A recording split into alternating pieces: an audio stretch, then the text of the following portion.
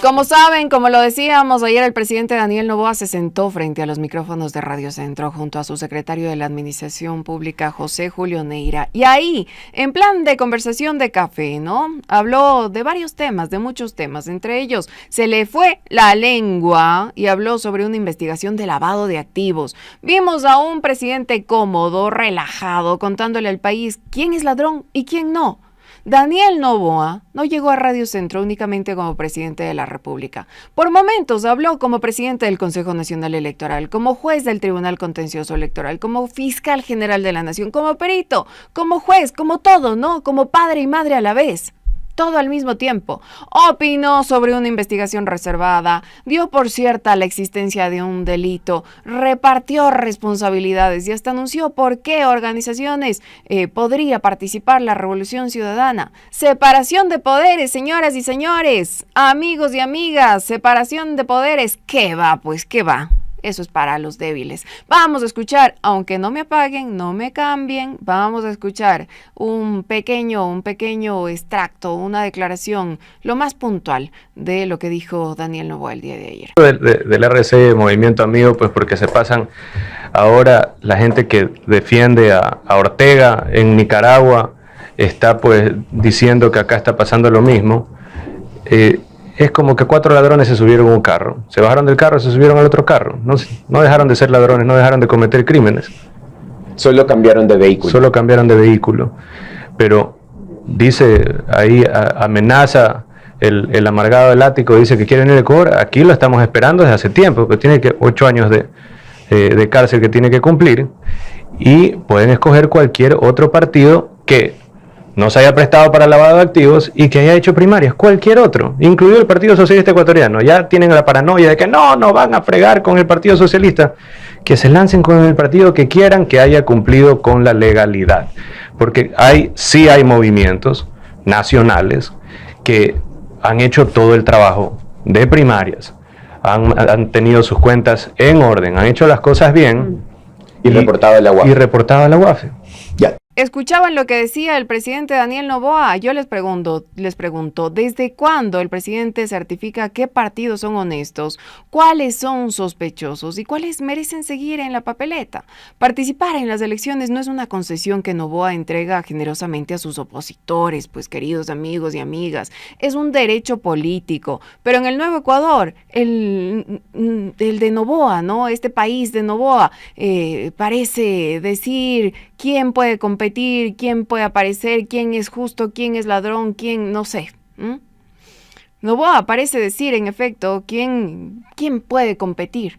Y siempre se da la impresión de que no solamente está hablando como presidente de la República, sino que está hablando como otros cargos también. Es impresionante, amigos.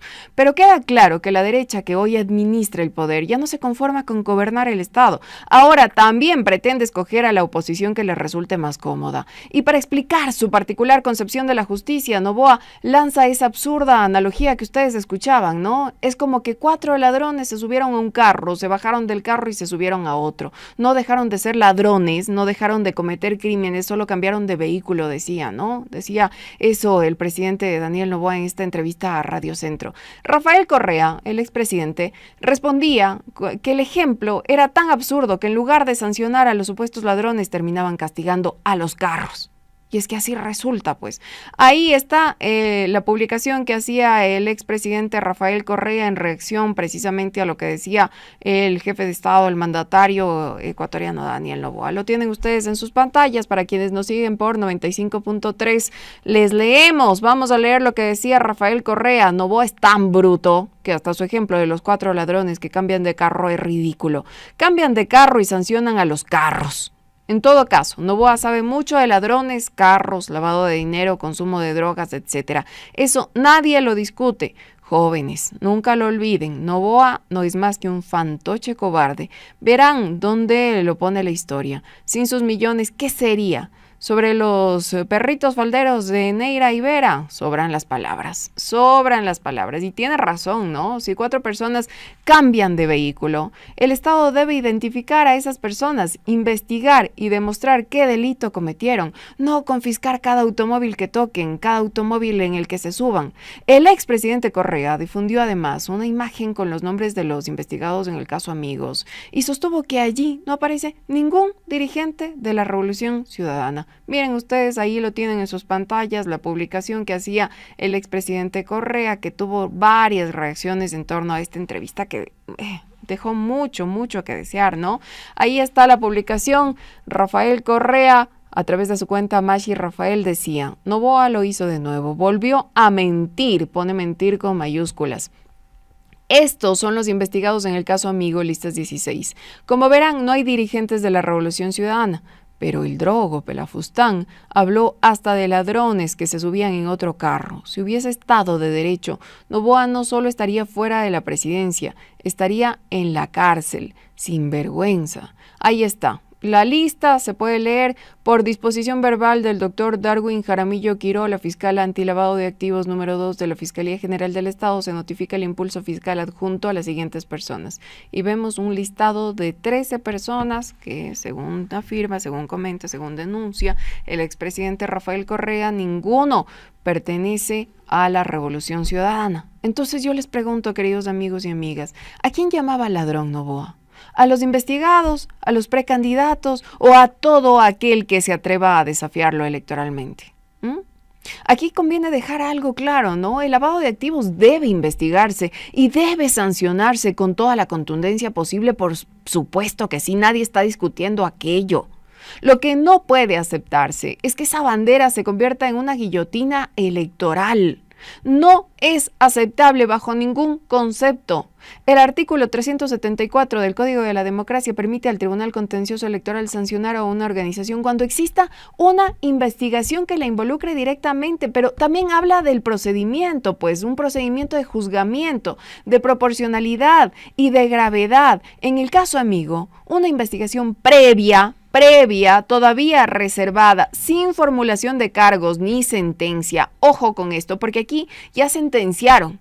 Ayer el presidente Daniel Noboa se convirtió en juez, ya decidió quién es ladrón y quién no, ya decidió quién es culpable y quién no, habló como fiscal, ya les dije toda la lista de cargos que se adjudicó el día de ayer, ¿no? Pero aquí, sin formulación de cargos, sin sentencia, ya se terminó produciendo una suspensión de 9 meses que casualmente cubre todo el proceso electoral.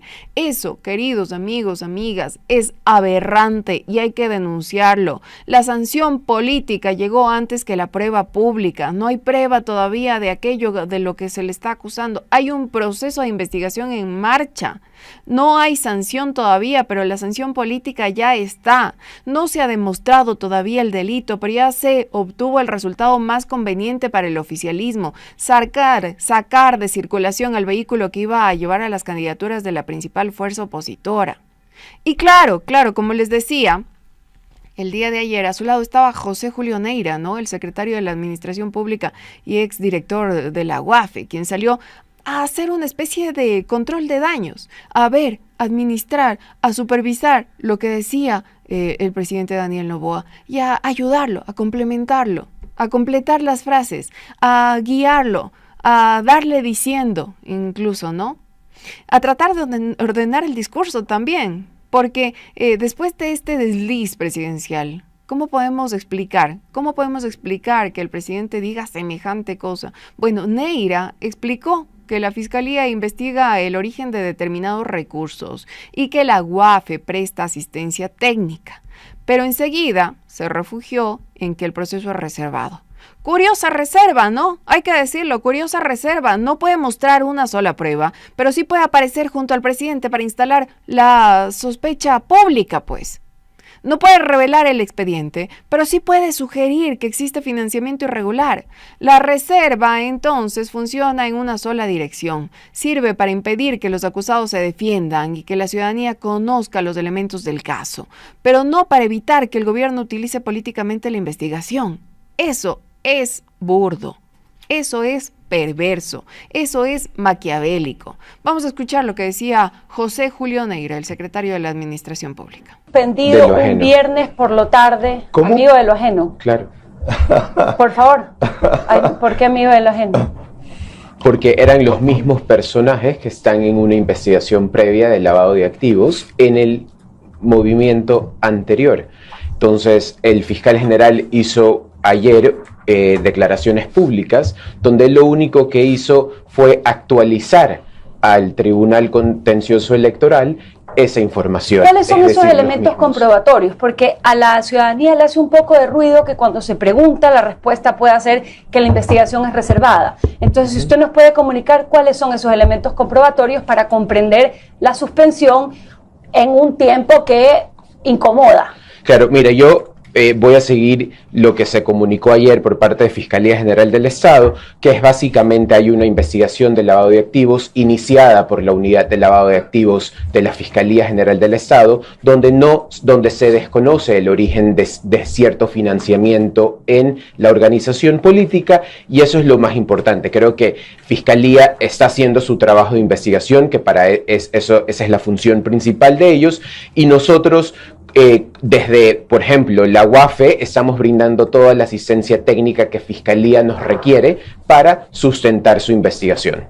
Bueno, lo que dice Neira, ¿no? Una especie de control de daños, pero también ahí se lanza sus perlitas. Precisamente el ex candidato a la presidencia de Ecuador, ex candidato a la vicepresidencia también, dirigente de la Revolución Ciudadana, Andrés Arauz, cuestionaba precisamente aquello, ¿no? Que Neira hable en nombre de una institución que ya no dirige y se pronuncie políticamente sobre información protegida por las normas antilavado. Vamos a leer lo que decía Andrés Arauz para quienes nos siguen por YouTube, que a esta hora ellos son más de 3,000 usuarios conectados. Lo pueden leer en sus pantallas. Para quienes nos siguen por 95.3, les leo rapidito porque esto no tiene pierde. Andrés Arauz dice: este cínico habla en nombre de la UAFE cuando ya no es director de la UAFE. La ley antilavado prohíbe a la directora de la UAFE compartir información con un ministro y prohíbe más que un ministro de declaraciones políticas sobre esa información. Eso viola los protocolos del grupo de Egmont. Es mal uso de información, en este caso con fines de persecución. ¿Por qué ADN se negó a que la Asamblea levante la reserva de información del caso Amigo? ¿Por qué ADN se negó a levantar la información del caso Suspensión RC5? Porque no hay nada, dice Andrés Arauz. Claro, recuerdan ustedes, en la Asamblea Nacional, en el Legislativo, en el Parlamento ecuatoriano se pidió, ¿no? Se pidió el cambio del orden del día para que se levante la reserva de la investigación que se lleva adelante en el caso Caja Chica, que es el caso que involucra a ciertos dirigentes de la Revolución Ciudadana, y por eso se pueda conocer por qué se le está investigando también a la Revolución Ciudadana. Lo propio hizo la legisladora Liliana Durán, o pretendía hacer, pero ahí hubo artimañas, hubo un mecanismo para no permitir que ese cambio del orden del día se dé, y por lo tanto no se levantó la reserva dentro de la Asamblea Nacional como era la pretensión, como era la intención de los legisladores de la bancada de la Revolución Ciudadana, para conocer al menos pues de qué se les investiga, por qué se les investiga, por qué además si está esto en un proceso de investigación sin sanción. La sanción política ya llegó. Y claro, para cerrar el combo, apareció el fiscal general Carlos Leonardo Alarcón, ¿no? A intentar lavarse la cara, diciéndonos básicamente que con una denuncia y una investigación previa ya es suficiente para justificar todo este circo, para justificar todo este debacle, ¿no? Con ese criterio, queridos amigos y amigas, cualquier movimiento político de este país amanece suspendido mañana con solo un papel sellado, ¿no? Dijo que él únicamente informó al Tribunal Contencioso Electoral y que la suspensión fue decisión del juez electoral. Alarcón afirmaba que bastaba con recibir una denuncia, abrir una investigación previa y comunicarla. Y así, una llamada ingresada por el sistema 1-800 delito terminó convertida en tiempo récord en una decisión capaz de alterar toda una elección. Porque lo que va a suceder en estas elecciones seccionales es realmente sin precedentes. La mayor fuerza de oposición no tiene partido con el que pueda competir. ¿Y esto por qué? ¿Originado en qué? En una denuncia de un 800 delito. Vamos a escuchar lo que dijo el fiscal. Yo estoy actuando conforme me indica la norma. Por lo tanto, mi actuación aquí es única y exclusivamente hacerles conocer a los señores miembros del Tribunal Contencioso Electoral de que existe una denuncia presentada y una investigación previa por lavado de activos en contra de cualquier organización política que ésta fuere. No se trata de que yo tengo que hacerle en un momento adecuado. Es el momento que ingresó la denuncia. Entonces, la denuncia ingresa a la Fiscalía General del Estado y de manera inmediata el señor agente fiscal me hace conocer a mí de que existe esta denuncia por lavado de activos. Entonces, no se trata de que justamente antes de la inscripción de candidatos ingresó la denuncia y ahí es en donde actúo de acuerdo a lo que me dispone el artículo 374, numeral 3 del Código Orgánico de la Democracia. Ven ustedes, ese era el intento del fiscal de lavarse la cara, ¿no? De lavarse las manos también, de tratar de mostrar supuesta transparencia, de tratar de mostrar que supuestamente se cumplió el proceso, pero ¿cómo interpretamos esta agilidad? Para eso sí son rapidísimos, ¿no?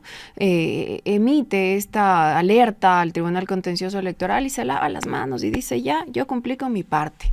¡Qué barbaridad! ¡Qué barbaridad!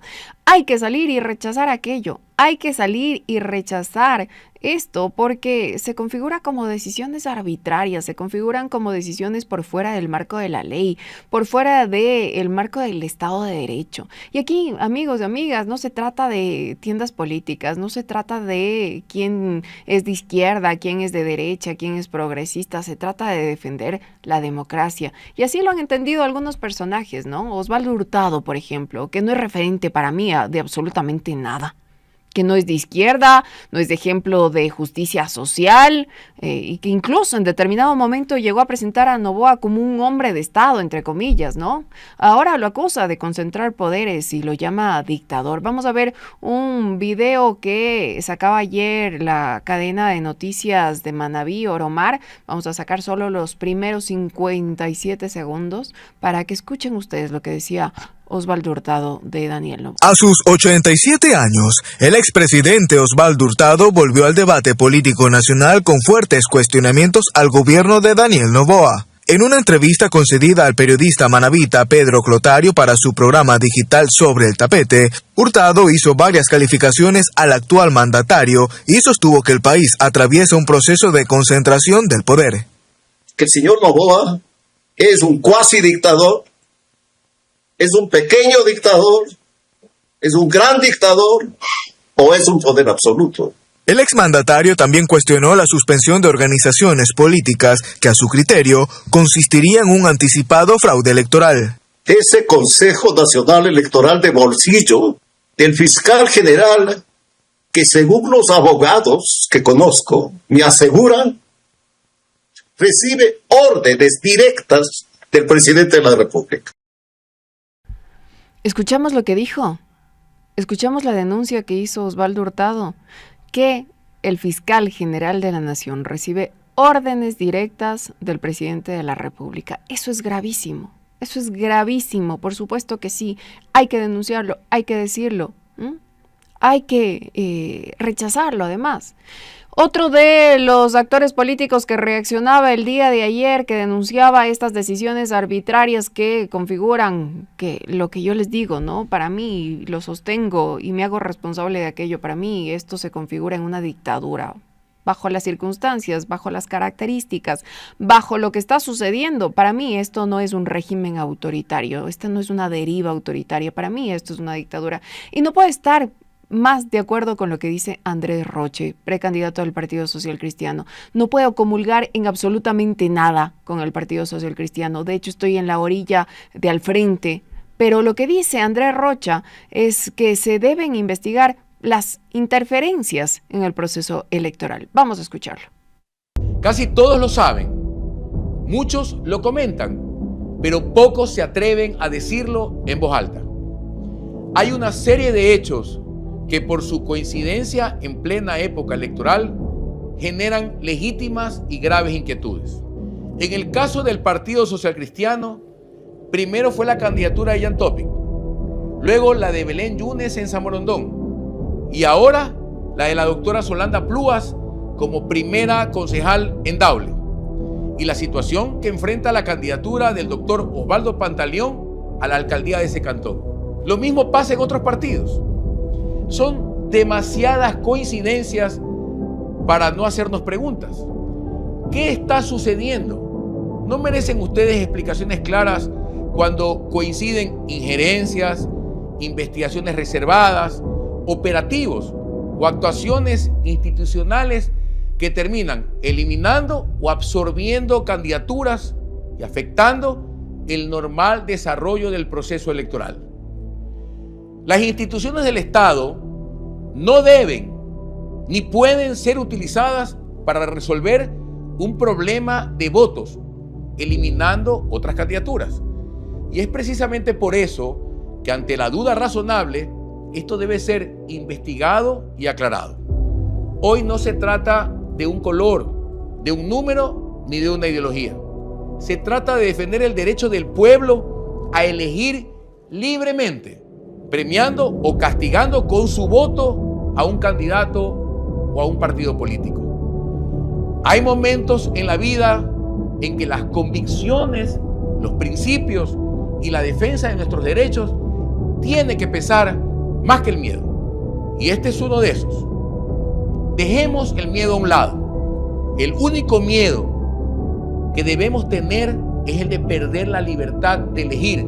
Seamos valientes, que la prensa investigue y contraste la información, que los hechos se esclarezcan y que sea el pueblo y solo el pueblo quien decida en las urnas. Que sea el pueblo y solo el pueblo el que decida en las urnas, ¿no? No puedo estar más de acuerdo con Andrés Roche, insisto, no tengo nada en común, nada, no comulgo con absolutamente nada del Partido Social Cristiano, pero es que esto no se trata de ideologías o posiciones políticas, se trata de defender la democracia con todas sus letras, con todas las palabras, queridos amigos y amigas. Y a propósito de aquello, ¿no? Esta mañana leía a Agustín Burbano de Lara y me parece que él hace una reflexión que hay que promoverla, hay que masificarla. ¿Qué dice Agustín Burbano de Lara? Estos días he pensado mucho en una frase que muchas personas han repetido. Esto no se trata del correísmo, se trata de defender la democracia. O sea que todo el tiempo que ocurrió contra el correísmo estuvo bien, pregunta Agustín. ¿Fue admisible, un mal necesario? Ese odio identitario a la Revolución Ciudadana fue el combustible que alimentó a esta criatura. Y es cierto, no puedo estar más de acuerdo con Agustín. Y claro, Gustavo Vallejo, presidente del Partido Socialista, expresó preocupación por lo que pudiera ocurrir con su organización, ¿no? Aunque confirmó que hay conversaciones con la Revolución Ciudadana, con Gabriela Rivadeneira, decía él, con Pachacuti, con Unidad Popular. Vamos a ver qué pasa en los próximos días, ¿no?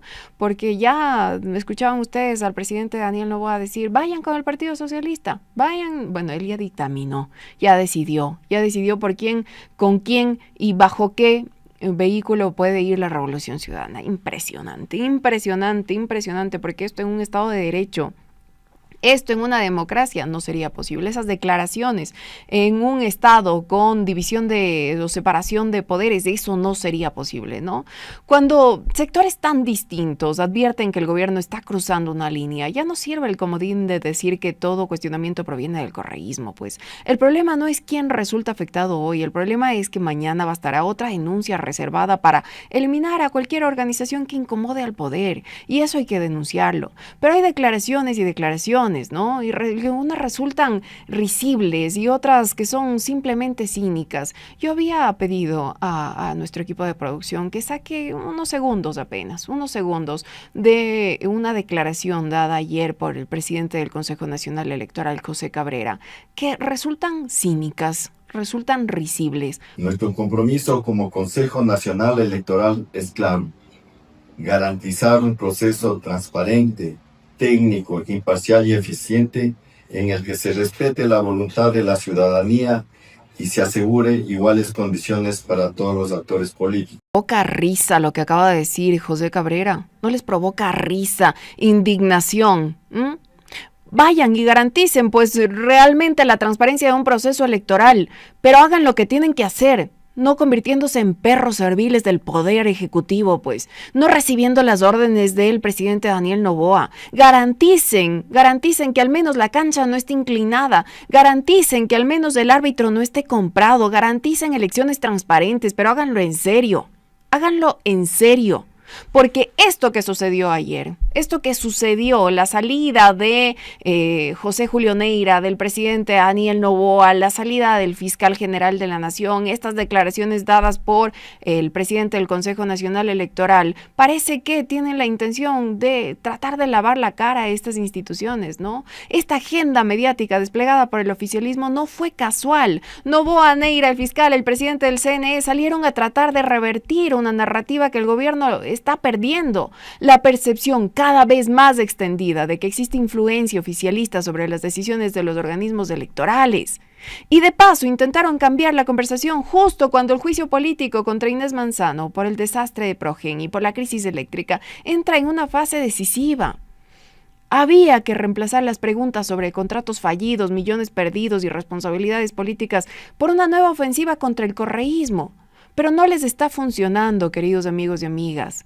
Cada explicación deja una contradicción. Cada vocero abre una nueva sospecha. Cada intento por mostrar independencia revela más coordinación. No les está yendo bien. El pueblo ecuatoriano está abriendo los ojos y el rechazo parece ser generalizado. Y parece que ellos se dieron cuenta y por eso esta agenda mediática desplegada. Pero ¿saben qué? Queridos amigos y amigas, lo que hay que decirles a estas autoridades es no aclaren que oscurecen. ¿Ustedes qué opinan?